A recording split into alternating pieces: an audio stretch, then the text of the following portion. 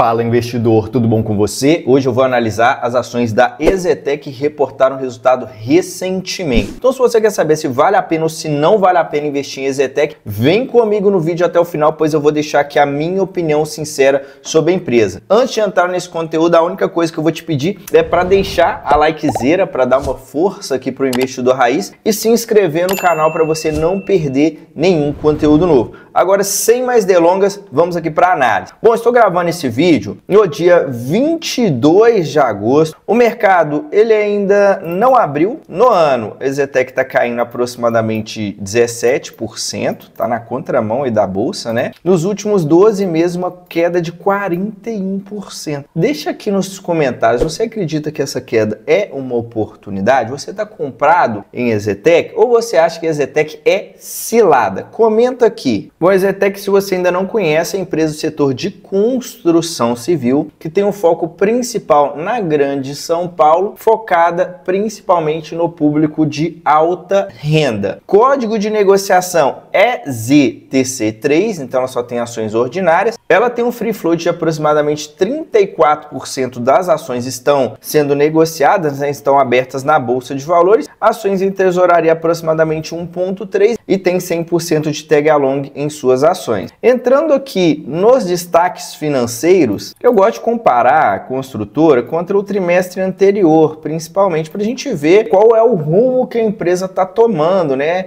Apesar de ter ali, a gente sabe que tem efeitos sazonais, etc. Mas olhando para o trimestre anterior, a gente consegue ver qual está sendo o rumo, qual está sendo a estratégia da empresa naquele momento. Então repara, né? O seguinte, a receita ela cresceu muito, ela saiu de 239 no primeiro trimestre para 415 milhões no segundo trimestre, uma porrada, um crescimento de 74%. Vale ressaltar que eles venderam mais os imóveis que estão prontos, né? Ou imóveis que as obras estão avançadas. Quando a gente fala do setor de construção civil, a receita ela é incorporada a partir do momento que o imóvel ele vai sendo construído. Então, quando ela vende um imóvel que já está pronto, entra a receita toda. Então, isso aqui fez com que a receita ficasse maior, né? Desse essa porrada a mais na receita, porque a empresa ela está focando em diminuir a quantidade de estoques, né? Agora a empresa está dando uma acelerada nas vendas para não ficar cheio ali de estoque, cheio de produto que já foi acabado, parado. E para isso, né, ela acaba diminuindo um pouco a margem. Repara que a margem bruta, ela saiu de 34 para 31, vamos arredondar aqui para 31%, uma queda de 3,3% na margem. Repara que o lucro bruto cresceu bastante, né? Mas não acompanhou tanto aqui a questão do crescimento da receita, porque ela focou, né, para vender mais rápido, às vezes vai fazer alguma campanha promocional, alguma coisa do tipo, para ela fazer o giro e acaba abrindo mão da margem. E o lucro líquido, né, cresceu 56%, saindo de 56 milhões para 88, quase 89 milhões. A margem também deu uma diminuída, mas isso mostra, né, que a empresa sim, ela tem a capacidade de acelerar as suas vendas caso ela queira. Eu costumo dizer que a EZTEC, eles costumam segurar muito a venda para manter a margem, né? Não é segurar a venda, é tentar vender com o melhor retorno possível. Mas tem casos que não adianta, né? Vai ficar ali com o estoque parado, acumulando estoque, produto que já foi totalmente construído. Então, a empresa ela tem que equilibrar isso, né? O acelerar as vendas e, ao mesmo tempo, buscar preservar as margens. A margem de 21% é uma margem muito boa. Se a gente comparar contra o segundo trimestre de 2023, ela cresceu 71% a receita, o lucro bruto cresceu 63% e o lucro líquido cresceu 17%.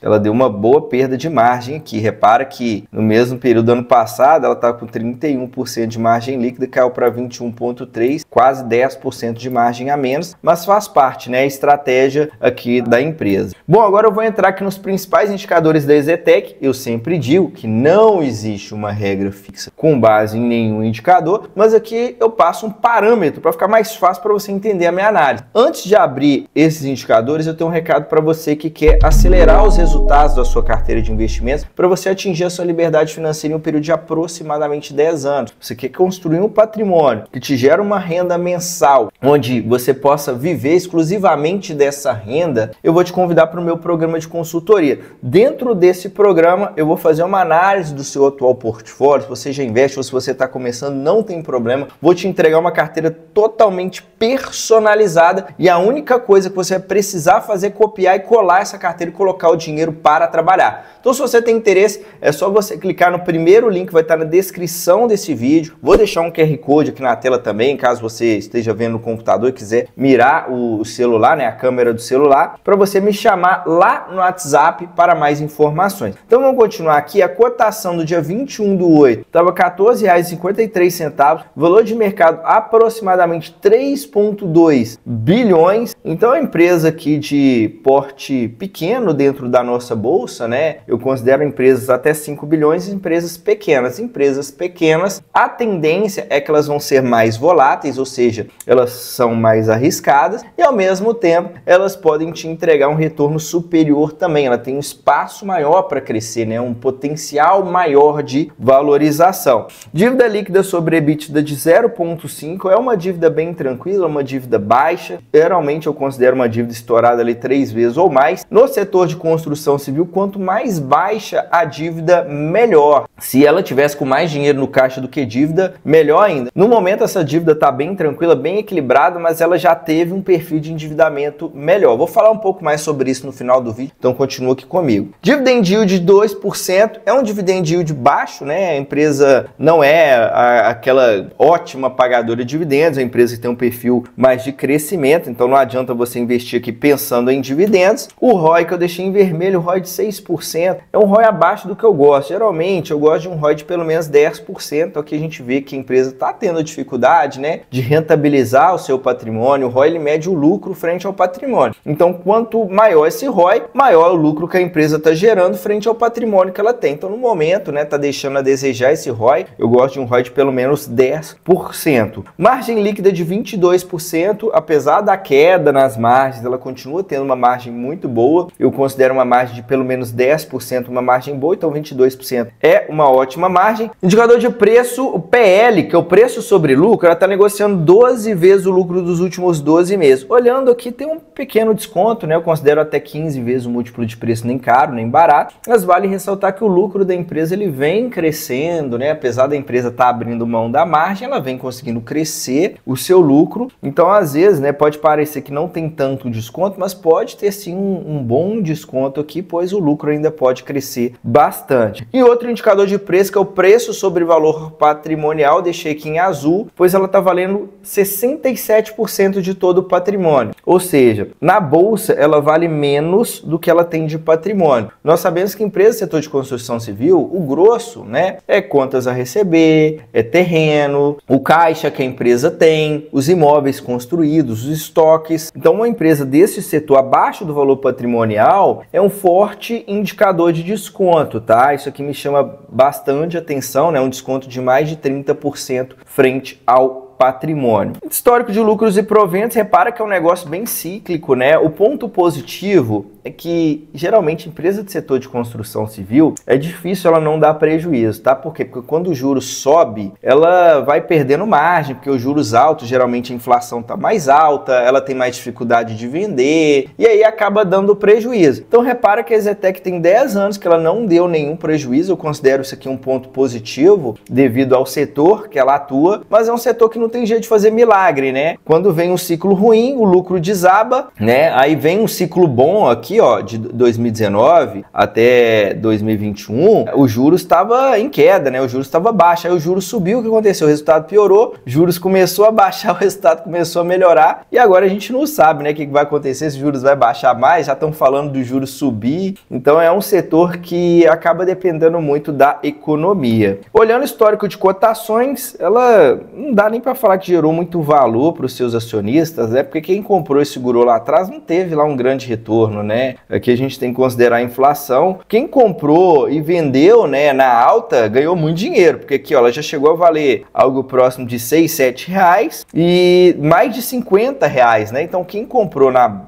baixa, vendeu na alta, realmente ganhou muito dinheiro, mas ao mesmo tempo quem comprou aqui por R$40, R$30, tá vendo aí uma bela desvalorização, né? Uma queda de mais de 50%. Então é um ativo cíclico que você tem que saber muito bem o que você está fazendo na hora de investir. Agora eu vou entrar no histórico dos resultados da EZTEC desde 2015 até o consolidado dos últimos 12 meses. Você que está acompanhando aqui até agora, está gostando do conteúdo? Deixa likezera para a gente continuar crescendo. Também vou te convidar para me seguir lá no meu Instagram. O link para você acessar o meu perfil tá na descrição do vídeo. Por lá eu também estou postando bastante conteúdo, então aproveita para seguir por lá também, valeu? Então vamos lá. A receita da empresa saindo de 814 para 1.2. Repara que não é aquele crescimento, né? Aquela coisa toda. O EBITDA oscila muito, cara. Olha, uma hora tá quase 400, outra hora cai, outra hora sobe, outra hora 6 milhões, aí depois 313. Repara que ela não bateu esse EBITDA de 2015 nunca mais, né? Foi uma época muito boa. Teve um outro ciclo muito bom aqui de juros baixos, mas ela chegou a 313 em EBITDA e depois juros subiu, o resultado piorou, agora voltou a melhorar, né? O lucro, a mesma coisa. Teve um ano dourado aqui em 2015, não sei se teve efeito não recorrente, tá? Tem que olhar isso, mas no geral, né, repara que é isso, né? Uma hora tá muito bom, outra hora piora, a margem é uma margem boa, mas uma hora diminui demais. Agora tá em 19, né? A margem tá caindo, isso aqui é um ponto negativo. A margem líquida também, que já rodou ali acima de 40, agora tá em 21%, tá caindo bastante a margem, tem que acompanhar. A rentabilidade também tá caindo, o lucro voltou a melhorar um pouco. Em relação ao endividamento, repara que lá em 2020 ela tinha 1 bilhão no caixa e apenas uma dívida de 5 milhões, que era praticamente nada, né? Aí o caixa foi diminuindo, a dívida foi aumentando, agora ela tem 828 milhões no caixa e 951 milhões em dívida, ou seja, ela saiu de uma empresa que não tinha dívida e agora ela tem uma dívida maior do que o seu caixa. É uma dívida equilibrada, tá? Não é uma empresa, nossa, vai quebrar, não, tá com uma dívida bem tranquila, mas ela já teve um perfil de endividamento muito melhor. Olhando aqui o fluxo de caixa operacional, repara que ela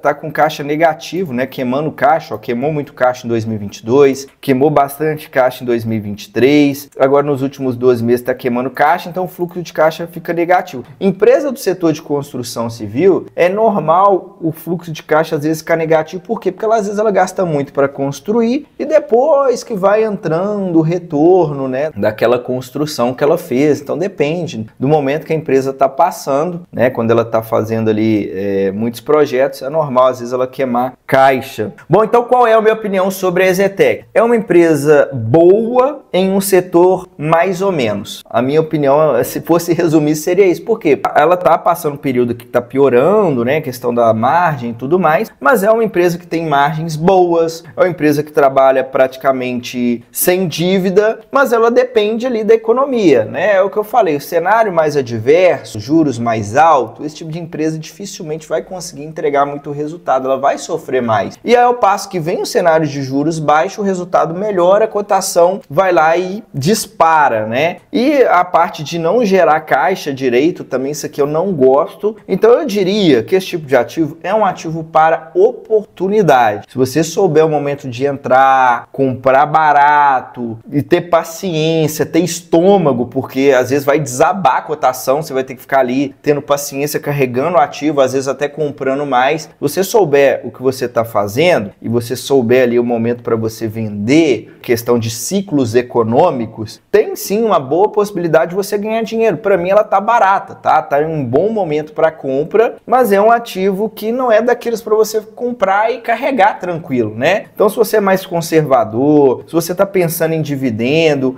é um ativo que não vale a pena. Agora, como oportunidade, você sabendo gerenciar o risco da sua carteira, aí dá para você avaliar ter a EZTEC dentro do seu portfólio. Valeu? Então essa é a minha opinião. Espero que você tenha gostado. Compartilhe esse conteúdo com seu amigo que está lá investindo em EZTEC ou outras empresas também do setor de construção civil. A gente se vê no próximo vídeo. Até a próxima. Tchau, tchau.